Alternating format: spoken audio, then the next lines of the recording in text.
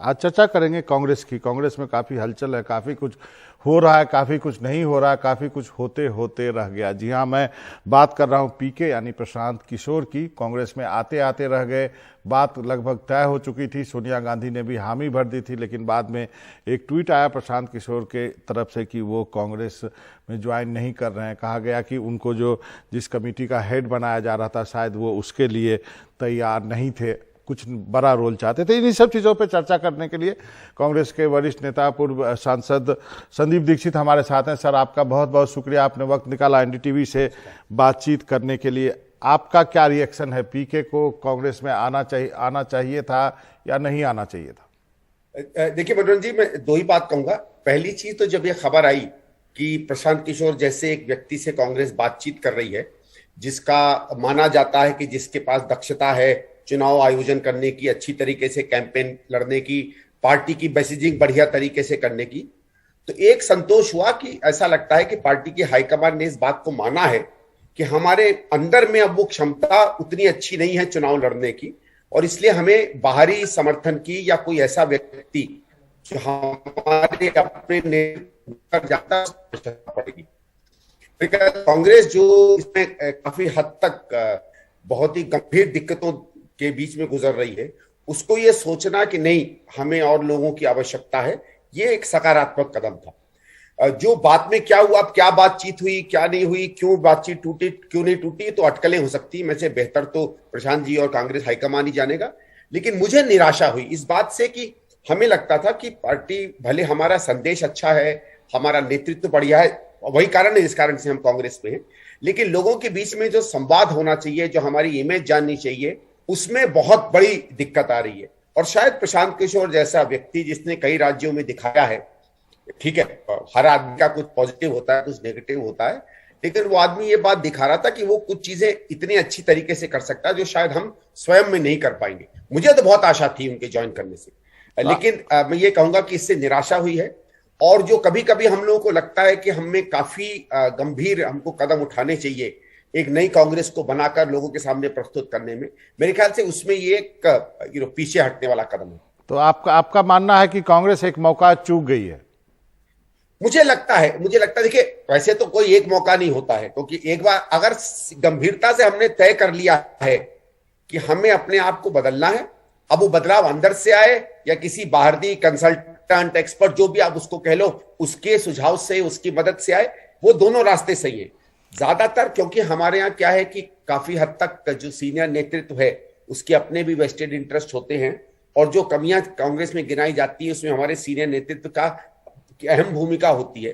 तो उनसे उम्मीद करनी कि वो खुद को ही ऐसा बदलाव लाएंगे कि कांग्रेस बदलेगी, मुझे वो उम्मीद नहीं दिखती है।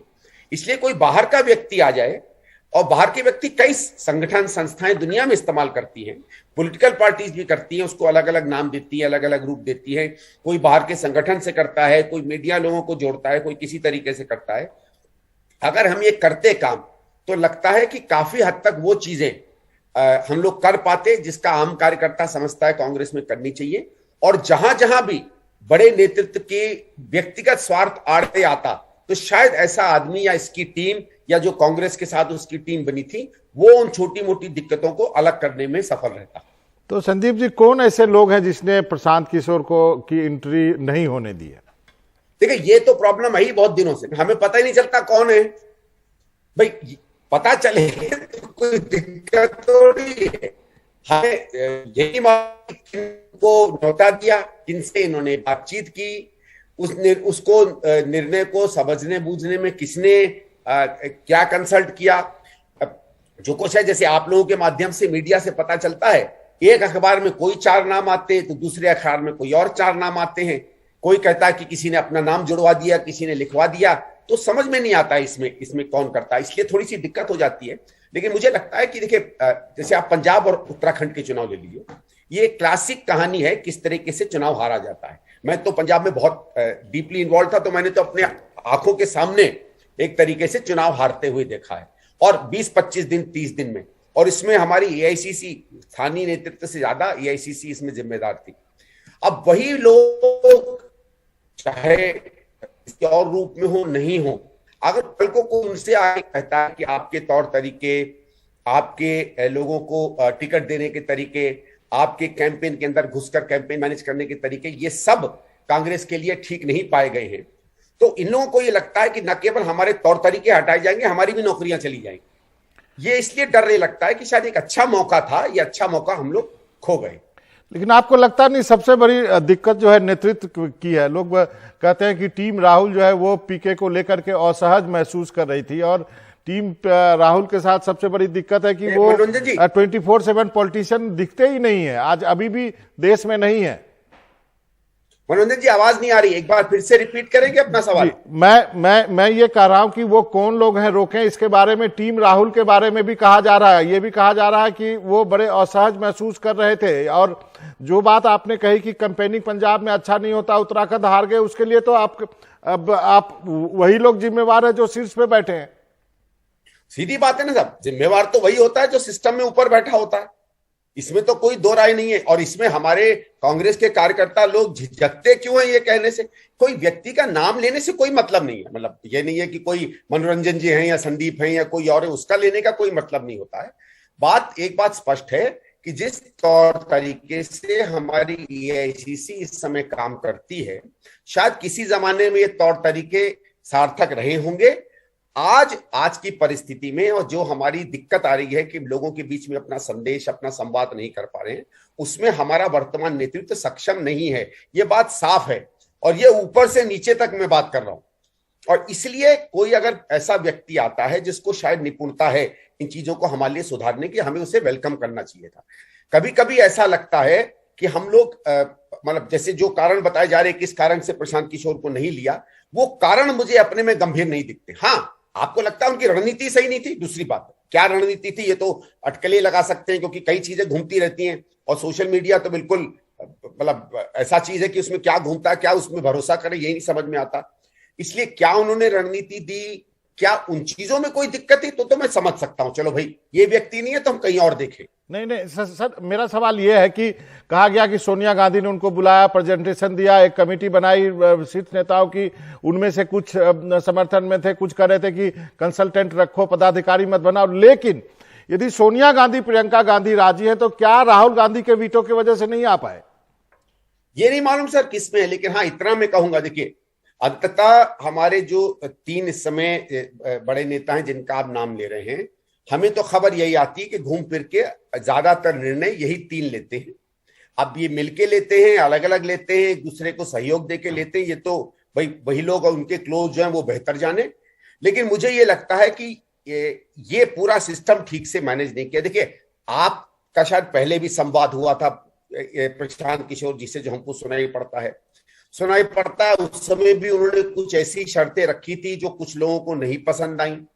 जब दोबारा आपने उनसे संवाद किया तो वो चीजें क्लैरिफाई करनी चाहिए थी ना पहले। भाई सबसे पहले अगर कल को मुझे एनडीटीवी बुलाता है तो मैं पूछूंगा ना कि साहब आप मुझे एज अ गेस्ट बुला रहे हो, आप कहोगे नहीं साहब हम तो आपको एंकर की नौकरी देना चाहते हैं, तो हम पहले से क्लियर कर लेना बुला किस लिए रहे हैं भाई, उसके बाद हम बात करेंगे ना किस लिए हम आपसे मिलने आ रहे हैं। अगर आप समझ लो जो आज के उसमें कहते हैं कि नहीं साहब प्रशांत किशोर पे नहीं, हम लता मंगेशकर की संगीत पर करेंगे, तो मैं कहता मैं उसका विशेषज्ञ नहीं हूं। मेरा ये कहना है कि ये क्यों होता है कि जो सामान्य चीजें हर आदमी जो कोई भी संगठन में काम करता है वो जानता है कि जब किसी नए व्यक्ति से, निपुण व्यक्ति से आप लंबे रिश्ते का संवाद करेंगे तो कुछ मापदंड, कुछ ग्राउंड रूल्स तय हो जाने चाहिए। ठीक है, बाकी सब बात उसके बाद करनी चाहिए थी ना। अब ये इसमें इन लोगों की कमजोरी रही या कोई दूसरे लोग बीच में भांजी मार गए, ये तो भैया वही जाने। अच्छा, ये मुझे संदीप जी ये बताइए कि मैंने इस ढंग से पार्टी थोड़ी चलेगी कि आप एब्सेंट रहे हर एक की मौकों पर, आप पार्टी को नहीं एनजीओ की तरह पार्टी को चलाना चाहते। यहाँ तो 24/7 पॉलिटिशियन चाहिए। बीजेपी को देखिए, एक चुनाव खत्म हो जाता है, अगले चुनाव जो कि दिसंबर में, उसकी तैयारी पहले से शुरू हो जाती है। नहीं, ये बात तो बिल्कुल सही रहा। पहली चीज तो आपको मानना चाहिए कि आप पॉलिटिशियन हो। दूसरी चीज, आपको इस बात पर गर्व होना चाहिए कि आप पॉलिटिशियन हो। तीसरी चीज, आपको मानना चाहिए कि आपने, क्योंकि पॉलिटिक्स का माध्यम लिया है, पॉलिटिक्स का माध्यम भी देश सेवा, समाज सेवा के लिए होता है, लेकिन वो अपना रास्ता सत्ता के द्वारा लेता है, समाज सेवा के द्वारा नहीं। इसमें सीधी बात है, राजनीति में आप समाज सेवा, देश सेवा, राष्ट्र सेवा, जन की सेवा सत्ता और सरकार के माध्यम से या विपक्ष में या पक्ष के माध्यम से लेते हैं। जिन लोगों को भी इस राह पर भरोसा नहीं है उनके लिए बहुत से और राह है, लेकिन पॉलिटिकल पार्टी पॉलिटिक्स के लिए होती है और जिनको पॉलिटिक्स से परहेज है उन्हें अलग रहना चाहिए। मेरे दो छोटे छोटे सवाल है। आप जिस गुट के कहे माने जाते हैं G23 नाम दिया गया, हालांकि मैं इसमें बिलीव नहीं करता हूं, उनकी अगली रणनीति क्या होगी? नहीं देखिए, पहले साहब सीधी बात, कोई G23 ग्रुप नहीं है जी, मैं मानता हूं। क्या हुआ था, हम में से कई लोग थे जो एक तरीके से सोच रहे थे, कुछ उसमें आपस में दिक्कत हो सकती है, और जब गुलाम नबी जी ने और कुछ सीनियर लीडरों ने लिखा कि हम अपनी बात सोनिया जी के सामने रखना चाहते, तो हम में से कई लोग जो इत्तेफाक रखते थे उन बातों से, उन्होंने अपना नाम जोड़ के उस पत्र में लिखा। उस पत्र में जो भावनाएं व्यक्त हुई वो जब तब जैसी थी आज भी वैसी हैं। मैंने तो बल्कि पढ़ा जो कुछ छोटा मोटा निकला कि प्रशांत किशोर जी क्या कह रहे हैं कांग्रेस की इंप्रूव करने के लिए। अमूमन समझ लीजिए कई चीजों डिटेल में, ऑब्वियसली प्रशांत किशोर जी डिटेल कर सकते हैं, वो हम नहीं कर सकते, लेकिन अमूमन बात तो वही थी। तो मुझे नहीं लगता कि G23 का कोई मकसद है G23 को इस्टेब्लिश करना। ये बहुत बार कहा जाता है कि साहब G23 इसलिए लिखता है क्योंकि उनको पार्टी में जगह नहीं है या उनको पार्टी में महत्व नहीं मिलता, हो सकता है वो कोई कुछ भी कहे। हमारा ये है कि हमारी जिंदगी, हमारी राजनीतिक जिंदगी, हमारी सोच, हमारे देश के प्रति सोच कांग्रेस के द्वारा है। अगर हमको लगता है कि कांग्रेस में कुछ कमियां हैं तो अपने हर संभव प्रयास से हम कोशिश करते रहेंगे कि हमारा नेतृत्व हमारी बात सुनता रहे। नेतृत्व को बात पसंद आती है नहीं पसंद आती है वो उसके निर्णय पर है, लेकिन अंततः किसी भी राजनीतिक पार्टी का मापदंड होता है चुनाव जीतना, सरकार में आना और सरकार द्वारा जनता की सेवा करना। और उसमें अगर हम पिछड़ते जा रहे हैं तो सही बात है कि फिर कार्यकर्ता का या छोटे लीडरों का ये दायित्व बनता है कि नेतृत्व के सामने सवाल खड़े करें और उसको विवश करें कि उसके सही जवाब ढूंढें। अच्छा चलिए, एक लास्ट सवाल, आपको क्या लगता है कांग्रेस के लिए बेस्ट होप क्या है? सोनिया गांधी, प्रियंका गांधी या कोई नॉन गांधी? तीसरे गांधी का नाम नहीं लिया मैंने।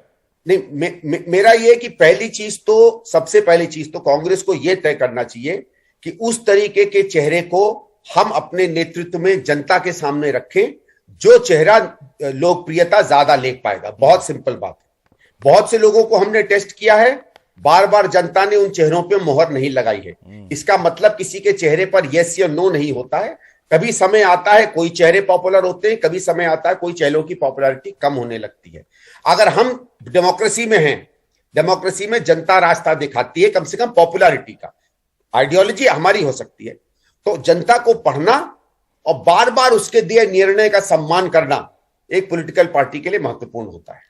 एक लास्ट सवाल है, अब पीके के बारे में यह कहा जाता है कि वो तो अपना बिजनेस करते हैं, केसीआर के पास चले गए, डील करके आए, ममता बनर्जी के साथ काम कर चुके हैं, नीतीश के साथ काम कर चुके हैं, स्टालिन के साथ काम कर चुके हैं, तो वैसे आदमी को आप अपने पार्टी में लाके क्या करते हैं? सलाहकारी बना के रखते? फिर तो फिर उनसे बात क्यों की भाई? मेरा ये कहना, किसने बात की? हमने आपने की क्या भाई? आपने बात की तो पहली बात शुरुआत में आप उनसे ये बातें कर लेते।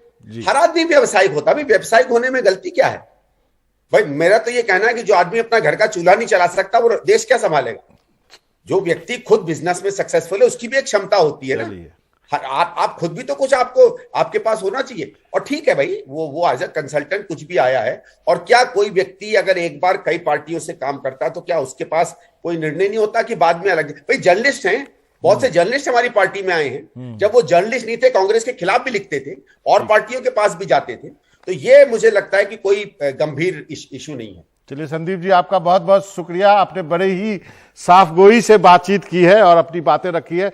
उम्मीद करता हूं कि शायद कांग्रेस आला कमान सुन रहा हो, शायद मेरी उम्मीद ऐसा है। आपका बहुत बहुत शुक्रिया सर। Thank you.